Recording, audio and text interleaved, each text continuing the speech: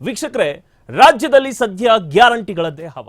ಆದರೆ ಈ ಗ್ಯಾರಂಟಿಗಳ ಅಬ್ಬರದ ನಡುವೆ ರಾಜ್ಯವನ್ನ ಕಟ್ಟುವ ಗುತ್ತಿಗೆದಾರರು ಮಾತ್ರ ಸಂಕಷ್ಟದ ಸುಳಿಗೆ ಸಿಲುಕಿದ್ದಾರೆ. ಕೈಯಲ್ಲಿ ಕೆಲಸ ಇದೆ, ಆದರೆ ಜೇಬಿನಲ್ಲಿ ಬಿಡಿಗಾಸಿಲ್ಲ. ಕಳೆದ 3 ವರ್ಷಗಳಿಂದ ಮಾಡಿದ ಕೆಲಸಕ್ಕೆ ಕೂಲಿ ಸಿಗದೆ ಸುಮಾರು 1.5 ಲಕ್ಷ ಗುತ್ತಿಗೆದಾರರು ಇಂದು ಬೀದಿಗೆ ಬಂದು ನಿಂತಿದ್ದಾರೆ. ಒಂದಲ್ಲ ಎರಡಲ್ಲ, ಬರೋಬ್ಬರಿ 37,370 ಕೋಟಿ ರೂಪಾಯಿ ಇದು ರಾಜ್ಯ ಸರ್ಕಾರ ಗುತ್ತಿಗೆದಾರರಿಗೆ ಬಾಕಿ ಉಳಿಸಿಕೊಂಡಿರುವ ಬೃಹತ್ ಮೊತ್ತ ಅನ್ನೋದು. ಎಸ್, ಗ್ಯಾರಂಟಿ ಸರ್ಕಾರದಿಂದ ಗುತ್ತಿಗೆದಾರರಿಗೆ ಗ್ಯಾರಂಟಿ ಸಂಕಷ್ಟ. ಗುತ್ತಿಗೆದಾರರಿಗೆ ಕಾಮಗಾರಿ ಹಣವನ್ನ ಬಿಡುಗಡೆ ಆಗದೆ ಸಂಕಷ್ಟ ಎದುರಾಗಿದೆ.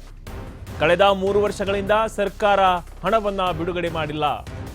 2021ರಿಂದ 24ರವರೆಗೂ ಹಣ ಬಿಡುಗಡೆ ಮಾಡದ ರಾಜ್ಯ ಸರ್ಕಾರ ಈಗಾಗಲೇ ಗುತ್ತಿಗೆ ಹಣವನ್ನ ಬಿಡುಗಡೆ ಮಾಡುವಂತೆ ಹಲವು ಬಾರಿ ರಾಜ್ಯ ಸರ್ಕಾರಕ್ಕೆ ಪತ್ರವನ್ನು ಕೂಡ ಬರೆದಿದ್ದಾರೆ. ಪತ್ರ ಬರೆದರೂ ಕೂಡ ಹಣ ಬಿಡುಗಡೆಯನ್ನ ಮಾಡ್ತಾ ಇಲ್ಲ ರಾಜ್ಯ ಸರ್ಕಾರ. ರಾಜ್ಯದ ಮುಖ್ಯ ಕಾರ್ಯದರ್ಶಿಗೂ ಕೂಡ ಪತ್ರವನ್ನ ಬರೆದಿದ್ದಾರೆ ಗುತ್ತಿಗೆದಾರರು. ಎಸ್, ಗ್ಯಾರಂಟಿ ಸರ್ಕಾರದಿಂದ ಗುತ್ತಿಗೆದಾರರಿಗೆ ಸಂಕಷ್ಟ ಎದುರಾಗಿದೆ. ಗುತ್ತಿಗೆದಾರರಿಗೆ ಕಾಮಗಾರಿ ಹಣವನ್ನ ಬಿಡುಗಡೆ ಮಾಡಿಲ್ಲ. ಇದರಿಂದ ಸಂಕಷ್ಟಕ್ಕೀಡಾಗಿದ್ದಾರೆ ಗುತ್ತಿಗೆದಾರರು. ಕಳೆದ 3 ವರ್ಷಗಳಿಂದ ರಾಜ್ಯ ಗುತ್ತಿಗೆದಾರರಿಗೆ ರಾಜ್ಯ ಸರ್ಕಾರ ಹಣವನ್ನ ಬಿಡುಗಡೆ ಮಾಡಿಲ್ಲ. 2021, 22, 23, 24 ಇಲ್ಲಿವರೆಗೂ ಕೂಡ ಹಣವನ್ನ ಬಿಡುಗಡೆ ಮಾಡಿಲ್ಲ ರಾಜ್ಯ ಸರ್ಕಾರ. ಜೊತೆಗೆ ಈಗಾಗಲೇ ಗುತ್ತಿಗೆ ಹಣ ಬಿಡುಗಡೆ ಮಾಡುವಂತೆ ಹಲವು ಬಾರಿ ರಾಜ್ಯ ಸರ್ಕಾರಕ್ಕೆ ಪತ್ರವನ್ನು ಕೂಡ ಬರೆದಿದ್ದಾರೆ. ಗುತ್ತಿಗೆದಾರರು ಪತ್ರವನ್ನ ಬರೆದರೂ ಕೂಡ ಹಣವನ್ನ ಬಿಡುಗಡೆ ಮಾಡದ ರಾಜ್ಯ ಸರ್ಕಾರ. ಈ ಬಗ್ಗೆ ರಾಜ್ಯದ ಮುಖ್ಯ ಕಾರ್ಯದರ್ಶಿಗೂ ಕೂಡ ಪತ್ರವನ್ನ ಬರೆದಿದ್ದಾರೆ ಗುತ್ತಿಗೆದಾರರು. ಎಸ್, ಗುತ್ತಿಗೆದಾರರು ಏನು ಅಭಿವೃದ್ಧಿಯ ಹೆಸರಲ್ಲಿ ಕೆಲಸವನ್ನ ಮಾಡಿಸ್ಕೊಳ್ತಾರೆ ಸರ್ಕಾರ. ಅಭಿವೃದ್ಧಿಯನ್ನ ಮಾಡಿಸುವಾಗ ಬೆನ್ನನ್ನು ತಟ್ಟಿ ಕೆಲಸವನ್ನ ಮಾಡಿಸ್ಕೊಳ್ತಾರೆ. ಪಾಪ ಅವರು ಕೂಡ ಬ್ಯಾಂಕ್ನಲ್ಲಿ ಅಡವಿಟ್ಟು ಸಾಲವನ್ನ ತಗೊಂಡು ಕೆಲಸವನ್ನ ಮಾಡಿರ್ತಾರೆ. ಬಟ್ ಅವರಿಗೆ ವಾಪಸ್ಸಾಗಿ ಬಿಲ್ಗಳು ಕ್ಲಿಯರ್ ಆಗದೆ ಇದೀಗ ಬಹಳಷ್ಟು ಜನ ಆತ್ಮಹತ್ಯೆಯನ್ನು ಮಾಡಿಕೊಂಡಿದ್ದಾರೆ ಮತ್ತು ಸಾಲದ ಸುಳಿಗೆ ಸಿಕ್ಕಾಕಿಕೊಂಡಿದ್ದಾರೆ. ಅಭಿವೃದ್ಧಿ ಹೆಸರಲ್ಲಿ ಕೆಲಸವನ್ನ ಮಾಡಿಸಿಕೊಂಡು ಬಿಲ್ ಕೊಡುವಾಗ ಇವರು ಕೈ ಎತ್ತಿದ್ರು.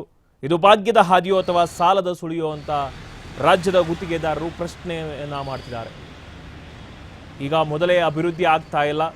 ಒಂದು ಕಡೆ ಗ್ಯಾರಂಟಿಗಳ ದರ್ಬಾರ್ ನಡೀತಾ ಇದೆ, ಇನ್ನೊಂದು ಕಡೆ ಗುತ್ತಿಗೆದಾರರಿಗೆ ಹಳೆ ಏನು ಬಿಲ್ಗಳಿವೆ ಅವೇ ಕ್ಲಿಯರ್ ಆಗಿಲ್ಲ. ಇನ್ನು ಬಜೆಟ್ನಲ್ಲಿ ಘೋಷಣೆ ಆದರೂ ಕೂಡ ಕೆಲಸವನ್ನು ಇವರು ಕೊಡ್ತೀನಿ ಅಂತ ಅಂದರೂ ಕೂಡ ಯಾರು ಮುಂದೆ ಬರಲ್ಲ. ಯಾಕಂತಂದರೆ ಕ್ಲಿಯರ್ ಆಗದೆ ಇಷ್ಟು ವರ್ಷದ ಬಿಲ್ಗಳೇ ಇನ್ನೂ ಕ್ಲಿಯರ್ ಆಗಿಲ್ಲ, ಇನ್ನೇನು ಆಗುತ್ತೆ ಅನ್ನೋದು ಗುತ್ತಿಗೆದಾರರ ವಾದ ಆಗಿರೋದು. ರಾಜ್ಯದಲ್ಲಿ ಗುತ್ತಿಗೆದಾರರು ಈಗ ಸಂಕಷ್ಟಕ್ಕೆ ಸಿಲುಕಿದ್ದಾರೆ. ಲಕ್ಷಾಂತರ ಗುತ್ತಿಗೆದಾರರಿದ್ದಾರೆ ರಾಜ್ಯದಲ್ಲಿ ಒಟ್ಟು 1.50 ಲಕ್ಷಕ್ಕೂ ಹೆಚ್ಚು ಗುತ್ತಿಗೆದಾರರಿದ್ದಾರೆ. ಬರೀ ಬೆಂಗಳೂರಿನಲ್ಲಿಯೇ 6ರಿಂದ 7 ಸಾವಿರ ಗುತ್ತಿಗೆದಾರರು GBA ವ್ಯಾಪ್ತಿಯಲ್ಲಿದ್ದಾರೆ. ಇಷ್ಟೆಲ್ಲ ಗುತ್ತಿಗೆದಾರರು ಇಷ್ಟು ಜನ ಇದ್ದರೂ ಕೂಡ ಇವರಿಗೆ ಯಾವುದೇ ಒಂದು ಬಿಲ್ ಕ್ಲಿಯರ್ ಆಗಿಲ್ಲ. ಬಟ್ ಕಾಂಗ್ರೆಸ್ ಸರ್ಕಾರ ಏನು ನಿಲುವು ತೆಗೆದುಕೊಂಡೆ ಅಂದರೆ, ನಮಗೆ ಪರಂಪರೆಯಾಗಿ ಬಂದಿರುವುದು ಖಾಲಿ ಖಜಾನೆ ಅಂದರೆ ಇದರಲ್ಲಿ ನಮ್ದೇನು ತಪ್ಪಿಲ್ಲ. BJP ಸರ್ಕಾರ ಇದ್ದಾಗ ಖಾಲಿ ಖಜಾನೆಯನ್ನು ನಮ್ಮ ಕೈ ಕೊಟ್ಟಿದೆ. BJP ಸರ್ಕಾರದ ಅವಧಿಯಲ್ಲಿ ಬೇಕಾಬಿಟ್ಟಿ ಟೆಂಡರನ್ನು ಕರೆದು ಅನುದಾನವಿಲ್ಲದೆ ಕಾಮಗಾರಿಗಳಿಗೆ ಅನುಮೋದನೆಯನ್ನು ನೀಡಿದ್ರಿಂದ ಇಂದು ಇಷ್ಟು ದೊಡ್ಡ ಮೊತ್ತ ಬಾಕಿ ಉಳಿದಿದೆ ಅಂತ ಕಾಂಗ್ರೆಸ್ ಆರೋಪವನ್ನು ಮಾಡ್ತಿದೆ. ಬಿಲ್ ಪಾವತಿ ವಿಳಂಬಕ್ಕೆ ಪ್ರಮುಖ ಕಾರಣ ಅಂದರೆ ಹಿಂದಿನ ಸರ್ಕಾರದ ಅವಧಿಯ ಕಾಮಗಾರಿಗಳಲ್ಲಿ ನಡೆದಂತಹ ಭ್ರಷ್ಟಾಚಾರದ ತನಿಖೆ. ಈ ತನಿಖೆ ಮುಗಿಯುವವರೆಗೂ ಹಣ ಬಿಡುಗಡೆ ಮಾಡುವುದಿಲ್ಲ ಎಂಬುದು ಸರ್ಕಾರದ ಮೊದಲಿನ ನಿಲುವಾಗಿತ್ತು. ಇದರಿಂದ ಇದೆಲ್ಲ ಕಾಂಗ್ರೆಸ್ ಸರ್ಕಾರದ ಸಮರ್ಥನೆಗಳಿವು.